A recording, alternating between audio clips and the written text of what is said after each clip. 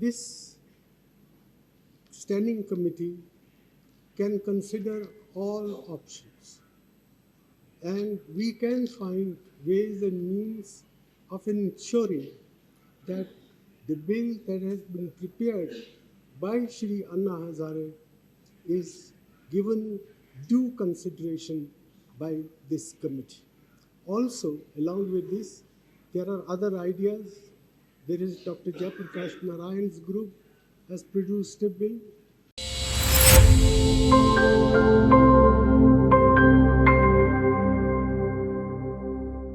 Hello, sir. Good morning. Hello, Ankit. Morning.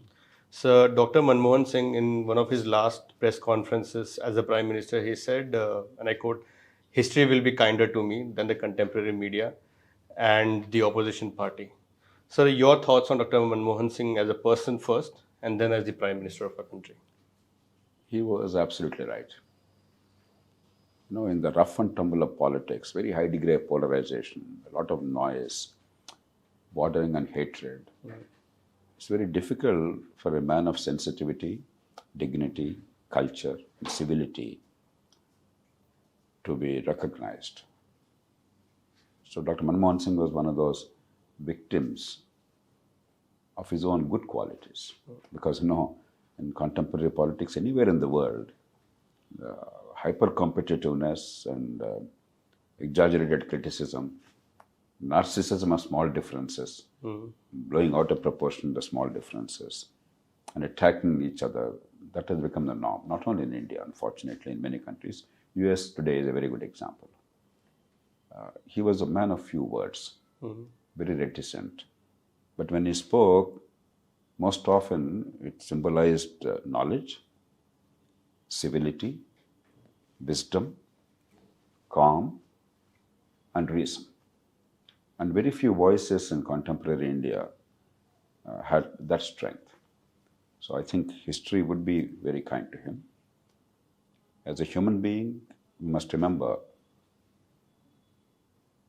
he grew up in a very ordinary family, from a rural Punjabi backward class family. He went to school walking several kilometers either way every day. I don't think another Prime Minister until that time. Now, the current Prime Minister probably had a similar economic and social background. So he understood adversity, the pain. And his rise was entirely because of his education, his scholarship, his accomplishments and merit. In a way, it also symbolizes what independent India offered. This could not have happened in the pre-independence India. Somebody of no means, somebody of no pedigree, by sheer dint of education, scholarship, and hard work and perseverance, would rise to eminence. Probably it's a tribute to independent India with all our faults, and there are many faults. And his rise was meteoric. At the age of 48, he became Secretary to Government of India, Finance Secretary. And he was Chief Economic Advisor, he was Finance Secretary to Government of India. Then he was Deputy Chairman, he was Planning Commission member, then RBI Governor, Deputy Chairman Planning Commission, all one after another. Then he went abroad for the South Commission, then came back and became advisor to Prime Minister of India, and then became the UGC chairman for a few months. And then, of course, his most glorious period in public life, the Finance Minister of India in the moment of crisis. The credit goes entirely to Mr. P.V. Narasimha Rao and Dr. Manmohan Singh. But Dr. Singh could easily have done the immediate thing. Earlier also we had a crisis. In 1980 or so, when Mrs. Indira Gandhi came to office, there was a crisis. We took a $5 billion IMF loan and there was restructuring, some agreement. We did the minimal things required. We got the money. Once we got out of the immediate crisis, we again forgot everything. But this time, Dr. Manmohan Singh did not do that. He went the whole hog. He understood the crisis. In some ways, he was a part of the socialist establishment. He was very much part of the government in the heyday of socialism, which failed. In 78, remember, China has already started reform. And Dr. Manmohan Singh's significant positions were around that period. He joined government in 1976 or so, as secretary to government finance secretary. And before that, for 3 years, I was economic advisor. When he was finance secretary, actually China was getting transformed. So we were late. He understood that. So when the opportunity came, he did not do halfway. Today, almost everything that you use in terms of understanding reform process and economic management, that architecture was created during his time. Take the banking sector, prudential norms of banking, capital adequacy ratio, non-performing assets. All these were never really talked about in respect of banks. Whereas there, anybody who wants to understand anything about banks, you have to use these and other matrices. Similarly, in government management, the fiscal deficit, and until that time, until 93, 94, they used to monetize deficits. That means government spent more than it earned, but it simply added to the cash flow. Inflation was the result. There was no tight monetary economy. Whereas since then, if you notice, since 1993 and 94, Dr. Manmohan Singh's time, debt is not monetized. Deficit is becoming debt. Therefore, fiscal deficit is equal to debt. Yes. And therefore, there is fiscal discipline, and we understand what's happening instead of lying to ourselves. 18% or 15% inflation was very normal in those days. Today, 6% inflation, we are saying, my God, it's not tolerable, the poor are suffering. So the whole architecture of the economy has changed. Not only the immediate crisis, overcoming the immediate crisis of, the current account balance and external balance of payments crisis, but he went really the whole hog. And therefore, he paved way for dismantling the license permit control Raj. Because remember, it's not merely one order or something. The bureaucracy is a thicket, it's a jungle, the maze. And there are so many regulations, so many agencies in order to perpetuate their power and convert that into corruption, rent seeking, or personal influence. We created so many rules. Many of them still continue, unfortunately, but a substantial part of them, the important ones, were all eliminated during that time, systematically. The credit goes entirely to Dr. Manmohan Singh and his team, and the then Prime Minister and his Prime Minister Secretary, Mr. A.N. Verma. They really systematically dismantled the license permit control Raj.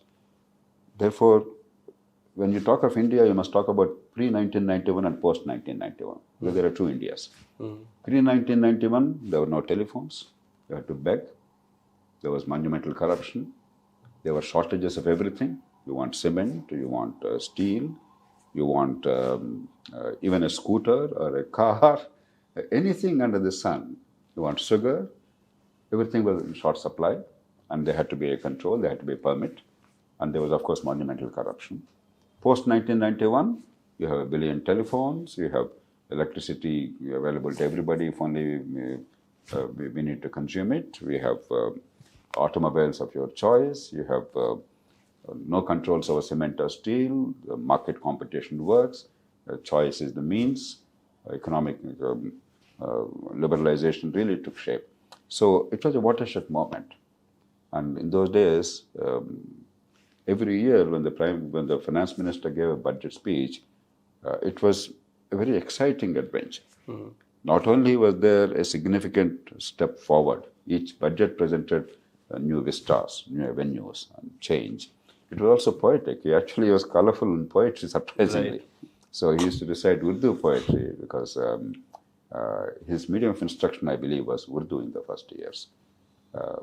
So he really transformed the Indian economy, helped transform the Indian economy. The credit, of course, goes to the Prime Minister and the other team, but the Finance Minister was the key pillar in that architecture. But later on, as he rose in prominence in his party, at the time he was not a political persona, and as he became Prime Minister, his civility and his dignity and his humility were remarkable. I got to know him. First, probably I met him when he was finance minister because I was in the cooperative banks as chief executive. So whenever the finance minister or somebody came, I was the only banking person when economic reform was taking place. So I was asked to take care of them. But later on, I got to know him very well in opposition. after 1996. I used to be regularly in touch with him, and he was extremely gracious, despite the enormous age difference and the difference in terms of stature, power, and experience and wisdom. He was very attentive. He was very respectful. He was willing to listen. Can you and share engage. 2 instances, sir, from of your Oh, memory? multiple instances. I still remember, 2003, this disclosure of candidate details. Loksatta was the initiator of this whole identifying people with criminal record in electoral office. We listed 42 people. It sent shockwaves in the country. Then later, when I was launching a movement to make it mandatory. Disclosures were ordered by the court, but it was not mandatory. Now, without being mandatory, that means if you don't disclose, you will be disqualified. Without that, what is the meaning of disclosure? There is no teeth. So I was arguing strongly for that with the Election Commission. The ordinance promulgated by the government was very weak. It did not incorporate this. Then I went to Dr. Manmohan Singh. He was then the Rajya Sabha leader of his party, and I met him in the Parliament House. He was very gracious. We met, discussed in the anteroom, and he rarely gives a promise. Reticent man. That day he said, "Jayaprakash, I'll talk to the party president. I'll make it happen. Congress party will stand by this. Mandatory disclosure." And he was as good as his word. He got it done. While Mr. Pranab Mukherjee, who on behalf of the party was in the all-party meeting, he opposed it. So I reminded him of that. He said, "Look, that I was busy with some other meeting. That's why Pranab went there. I don't know why he took that stand, but don't worry. I will talk to the party leader and it will be done." It got done. Similarly, when Tehelka scam came, I met every leader. At that time, again, Dr. Manmohan Singh was in a position in Rajya Sabha. I met him. I met Pranab. That was the first time I met Pranab. I met George Fernandez. I met Mrs. Sonia Gandhi. And of course, all the governing party leaders, L.K. Advani, Arun Jaitley, and many others. I pleaded with them that this is an opportunity to at least clean up the party finances. And then, because of that interaction, Congress party created an internal committee headed by Dr. Manmohan Singh to look at party finances. Dr. Singh's report was exactly what I was recommending. Whatever I recommended as a means of legitimate funding for legitimate politics, his committee recommended that.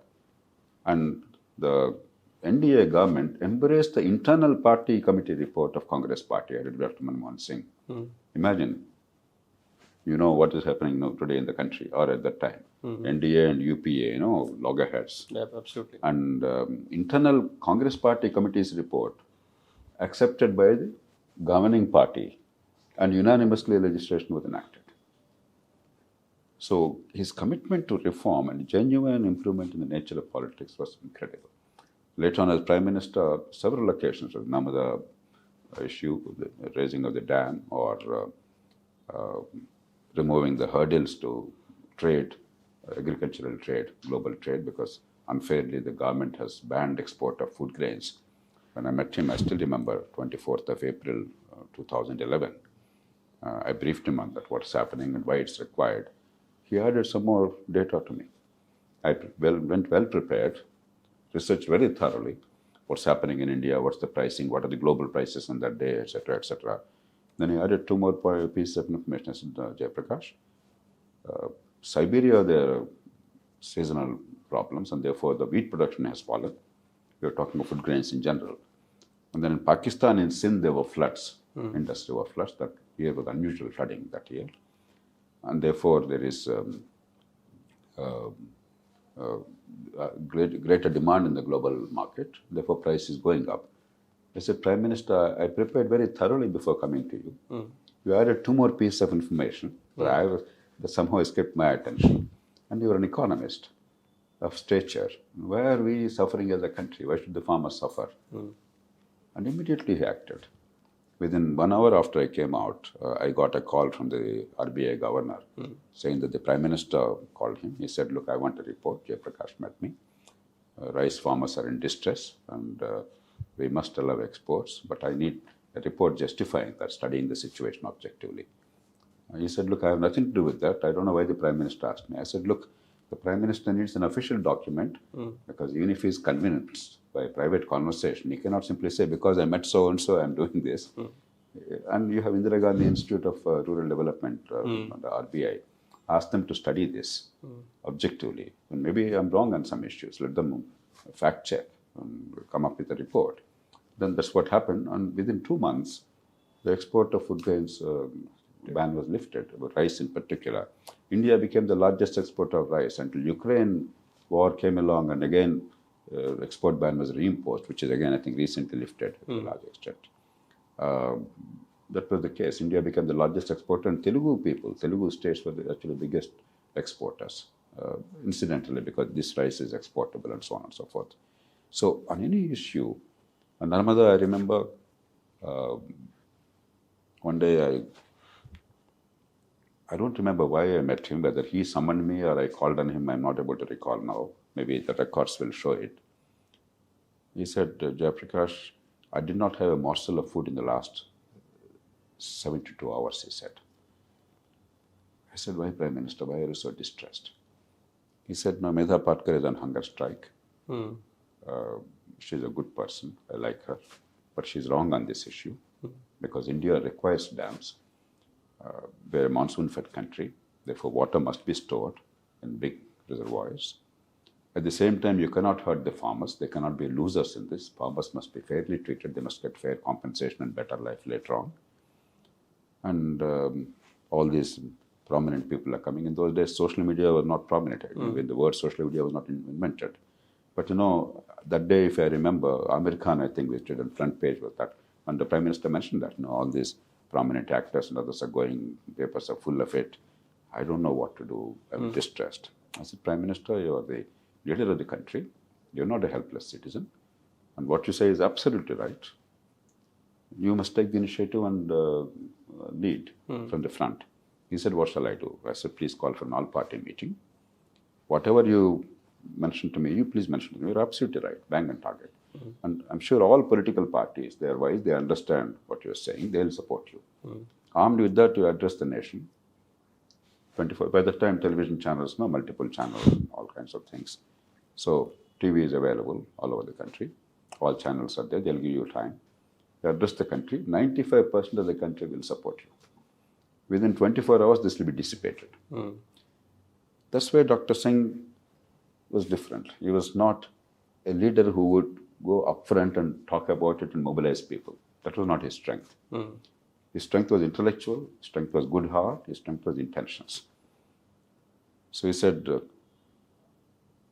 I was goading him, I was trying to nudge him.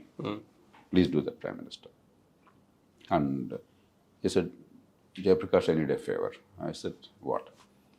I said, if you agree, I will constitute a committee. There's a Supreme Court case pending about the height of the dam. If you're there on the committee, I'll be confident that it will happen very quickly and fairly in the interest of the country. So very quickly, if an objective and detailed report is presented, then we'll place it before Supreme Court. The court will solve the problem. I said, Prime Minister, that's the second best approach. But if that's what you believe is necessary, I'm with you. Then he constituted a committee. I was a member of the committee. V.K. Shunglu, former CAG, he was the chairman, and Professor Chadda, former Vice Chancellor, Delhi University, was another member. Within 30-35 days, we produced a detailed report surveying every single household. If you notice, Narmada problem never again rose after that. The issue was buried because an authoritative survey was conducted of every single household affected. And therefore, people got a real picture of what really was happening instead of romanticism. And the issue is no longer alive after that. So, umpteen number of occasions, a Lokpal institution, for instance, well-meaning friends were talking about Lokpal in a very unrealistic manner. There are people who wanted, for instance, the Jan Lokpal Committee, Arvind Kejriwal, Anna Hazare, Kiran Bedi, and Prashant Bhushan and Santi Bhushan. They were arguing for Lokpal encompassing all the public servants of India, about 2 crore public servants of India, from Prime Minister to a chaprasi. It should be unwieldy, unworkable, it's impossible. The idea is it must be high ombudsman. You can't really address all the problems in one institution. You'll only kill it, you'll inundate it. many of us sense the problem with that. So, Loksatta FDR conducted a national roundtable with very eminent Indians. Two eminent former Chief Justices co-chaired it, Justice Venkatachalaya and Justice J.S. Verma, and many others, very eminent Indians known for their integrity and fight against corruption and experience on constitutional office. They all participated. And this group came up with 26 points of consensus on issues of contention. There was a discussion. I presented it to the Prime Minister. The Lokpal Act was exactly that, whatever I presented in that. But of course, subsequent Lokpal really didn't, in my judgment, succeed because we made it a colorless institution for a variety of reasons. So he was a man of immense patience, willingness to listen and embrace a good idea when there is objective idea presented without any political or partisan considerations. And he had no ego whatsoever. He would be extraordinarily gracious and courteous. In many ways, a very personable, very friendly, very warm, very civilized, very cultured, a very gracious human being who made immense contribution to India. Definitely, the nation will remember him for long. So talking about his role as the Prime Minister from 2004 to 2014, in the same press conference that I referred to earlier, he also mentioned that given the compulsions of coalition politics, I have done the best I could. Now, critics also point to that period as a period of policy paralysis. What is your reading, sir? It's always easy to have a hindsight after the event. Undoubtedly, certain opportunities were lost. But also, within the constraints, remember, leftists were supporting for the first 5 years of the government. Right. And leftists never wanted economic reform. They were opposed to reform. Why, God knows. So, I remember talking to a former foreign minister of China, Huang Hua, way back in 2005 or 2006, and I remarked this, the Indian leftists are totally opposed to anything like sensible economic management and economic reform. He said that's a pity for India, because in China, Communist Party is about order and stability. It's not about economic policy. So that constraint was there. But despite that, remember, I mentioned to you how the trading, free trade of agricultural commodities, against his own party's instincts, he liberalized it. He actually liberalized the retail trade thing. This was a big agitation at the time. Unfortunately, the states did not embrace it. The subsequent government also, they did not really embrace it, though officially they were in favor of it. Otherwise, if retail chains really came into being in a big way in the country, that could have transformed Indian agriculture. Right. Similarly, economic growth, the momentum that Vajpayee government created, as long as possible, that was continued. But no, given the electoral compulsions, again, fiscal profligacy, loan waiver and other things intervened. Certainly there was some slippage. But in a very complex polity, economic growth is not merely about a prime minister. Then or now. The prime minister of the country and the government can do certain things to stimulate the economy and continue the momentum and do the right things. But ultimately, it is also about the global economic forces and, as Dr. Manmohan Singh himself called, the animal spirits of the entrepreneurs. Right now, for instance, our finance minister is rightly lamenting that these animal spirits are missing. She did not use that expression, but she's basically saying, why are you not investing? So it also depends on many other factors. But yes, certainly, there are many people who believed that if only he was more assertive, particularly in the second term, 2009 onwards, and then focused on the critical things required for India's future, because dependence on leftists has gone. 2009, the mandate was largely because of the policies and the actions of the government in 2004 and 2009, and he could have been assertive, but that was not his style. Probably his party also would not allow it. While that criticism is partly true, it's not entirely true. Sir, in 2024, you and past couple of years, you've been talking about economic reform, the reforms that India requires right now. Let's go back in time, sir. 1991, pre-91, post-91. You said Dr. Manmohan Singh was very much part of the socialist establishment. Yes, he And was. in Dr. that Manmohan era, Singh. making economic reform happen, how is that possible, and how does it compare with now?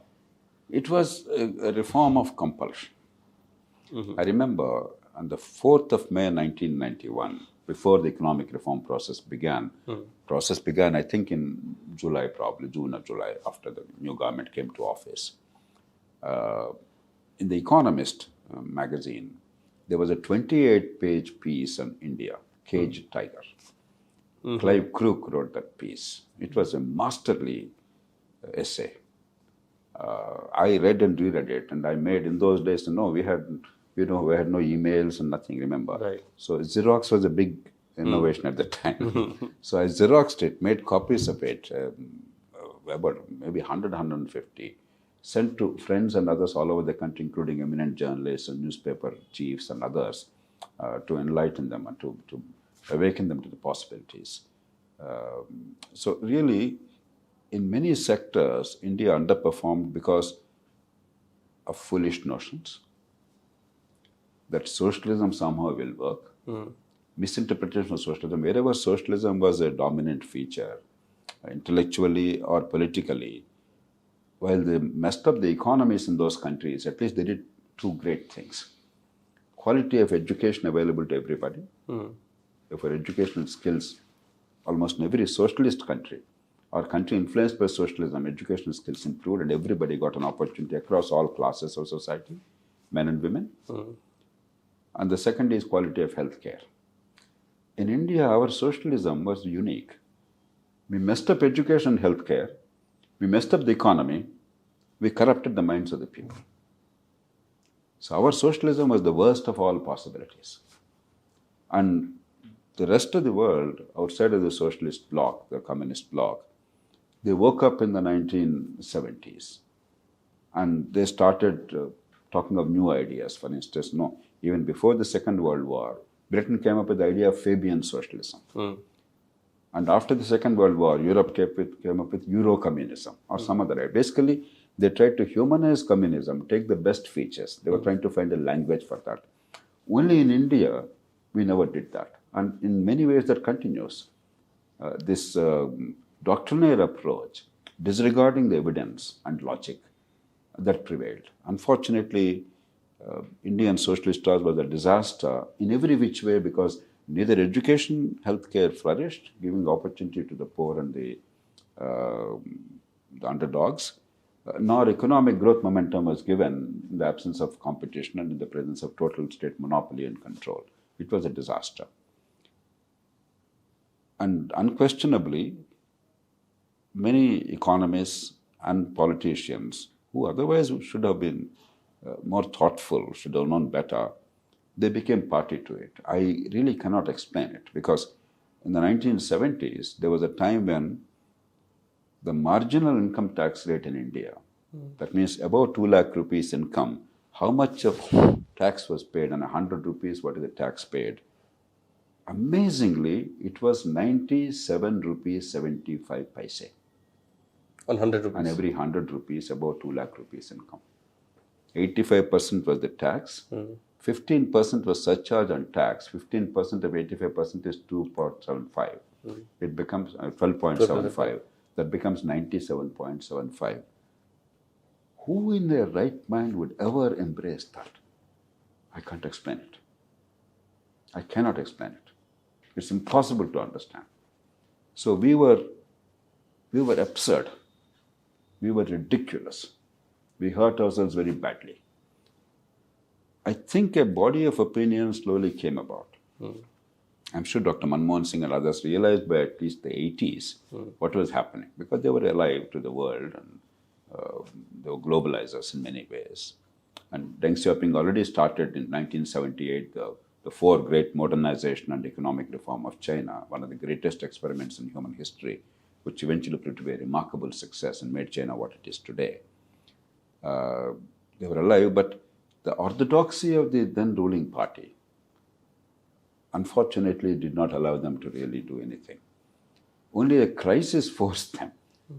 Without the balance of payments crisis and the enormous economic mismanagement that preceded, and therefore the government was on the verge of collapse, We had just about $1 billion of foreign exchange on the day. And therefore, India could not have survived. There's no way. So it was a reform forced by compulsion, Right. not by conviction. But the nice thing about it is the Prime Minister and the Finance Minister, Shri P.V. Narasimha Rao and Dr. Manmohan Singh respectively, they embraced it because intellectually they were convinced. Right. They could have easily, for instance, somebody was making a point that when Dr. Manmohan Singh and Chidambaram and others, they were trying to persuade the party was not convinced because the Congress party's soul was socialist, license, permit, control law. Their whole political economy was built on government control and rent seeking. So they were not convinced. But the Prime Minister amazingly understood that it was necessary for the country's survival. He gave the go ahead. Luckily, because the Congress party's high degree of centralization of functions, and once you're the party chief, you're the boss, and others don't dare to oppose you. That worked. And luckily, Dr. Manmohan Singh, as a technocratic minister, did everything right and systematically, not merely doing the minimum things required to come out of the crisis, but actually used the crisis as an opportunity. So only a crisis probably helped us, which is a pity. We should have done it much earlier. Sir, in an age of politics and politicians which is prone to hyperbole, what lessons the people who would want to join politics later on should learn from Dr. Manmohan Singh? In the long term, what matters is not your bluff and bluster. What matters is your civility, your humanity, your humility, but combined with scholarship and wisdom and foresight and courage when necessary. For instance, the nuclear supply agreement or the Indo-American strategic partnership. Remember, Bachao government's time, there was a nuclear explosion in Pokhran. Deliberately we did it. We declared our nuclear capabilities to the world, and therefore the sanctions were imposed against us. Right. We suffered very heavily, not only in terms of money because investments were drying up, but also technology, tech transfers. Almost everything which is potentially usable in nuclear armaments, so they said denied to India. And in this day and age, a country of India's size and complexity cannot do without those technologies. It was Dr. Manmohan Singh's foresight which made it possible, along with George Bush. Whatever be George Bush's failings on the world stage, he was a true friend of India's. Right. He understood India's potential role in the global committee of nations, and he was genuinely friendly. And I think Dr. Singh and George Bush, they forged a wonderful partnership. They were very friendly to each other. They respected each other. And after George Bush left in 2008, the relationship continued with Barack Obama. Barack Obama also respected Dr. Singh because of his civility and his stature and knowledge. He was highly respected. So ultimately, it's your qualities, the qualities you bring to the table, not merely bluff and bluff. Yes, leadership does require a certain aggressive and combative style on occasion. But the real thing that will last and that will influence people, that will carry everybody with you, is your civility, along with real depth. Right. And Dr. Singh showed that. And his star, the same qualities were shown by Mr. P.V. Narasimha Rao, for instance, or Mr. Atal Bihari Vajpayee. So, and India is a very complex nation, diverse nation. And we are nowadays politically so polarized that if somebody says sunrise in the east, the other section will say it does not. So we come that far. We're ignoring evidence and logic and national interest. Therefore, a consensual style, a soothing style probably is better in the long run. Even if you are right, it's better to be more soothing. Mr. P.V. Narasimha Rao used to say, while he and Dr. Manmohan Singh were orchestrating a 180-degree U-turn of economic management of the country, he said, no, we are not doing anything different. It is continuation of Nehruji's policies. It was anything but that. But no, it's not so much that you are deceiving the people. It's that soothing style, non-confrontational style. Because remember, no other country outside a dictatorship engineered economic reform without social strife. Look at France today. Such a rich country, Even today, when they're trying to do some things in terms of reform, for instance, the pension system, retirement age, and so on and so forth, social security, etc., you see the problems. France is Right. now in deep crisis. So, in a democracy of India's size and complexity and diversity and federalism and poverty and socialist baggage, it was an extraordinary feat to engineer economic reform without any serious social conversion. And I think as time progresses, we'll understand the significance of that. Exactly, sir. So in 2024, we also lost one of our industry stalwarts, Mr. Ratan Tata, and now we've lost our political economy stalwart, Dr. Manmohan Singh. So how do we as a society not preserve the legacy but continue the legacy? You know, India has no dearth of ability.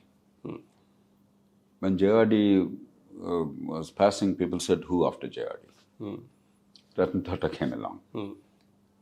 Dr. Manmohan Singh is not pedigreed. He's not a third or fourth generation political family or ICS family or a rich family. He's a humble village kid who had ability, a good heart, and society gave him opportunity. He rose to be what he was. Narendra Modi is not a pedigreed man with wealth or even a university. Manmohan Singh had a university degree in India, a PhD, and he went to Cambridge, the bluest of the blue universities in the world, and yet that. Narendra Modi ji doesn't even have that privilege. But there is immense talent available. All these people rose. So the best way to nurture the legacy or preserve the legacy or to continue the legacy or make India truly great is allow the best talent to flourish in every field. Don't allow pedigree that you are born in so-and-so family to so-and-so parents. Your father is that. Or your caste is this. Or you speak this language. Or you are from this religious group. Or from this region. Don't allow these stupid, narrow domestic walls, as Tagore said, affect our thinking. Wherever there is talent and ability to promote public good, let us nurture it, worship it, promote it, and encourage excellence in every field, private and public, politics and government, or in business and arts, everywhere. I'm absolutely certain we'll flourish because there's no dearth of talent in India.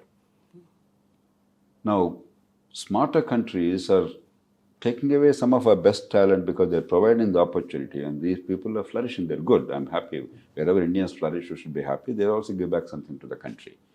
But we should create a climate where they flourish in India without somebody's patronage, without somebody's blessings, by sheer ability and hard work through competition and accomplishment.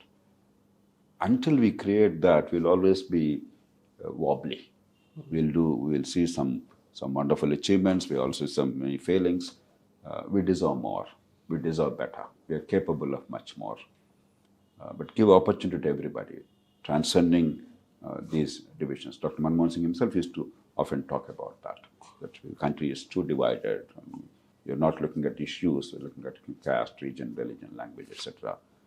I think if you overcome that, if you actually see who are the people who could promote public good, and then nurture them, and instead of envy and jealousy, respect and admiration and support for the good things, we develop that culture. Because if somebody does good work in public office, they are sacrificing their time for the country. They could have done with the same talent, the same ability, same hard work, something to promote their family's well-being, their own accumulation of assets.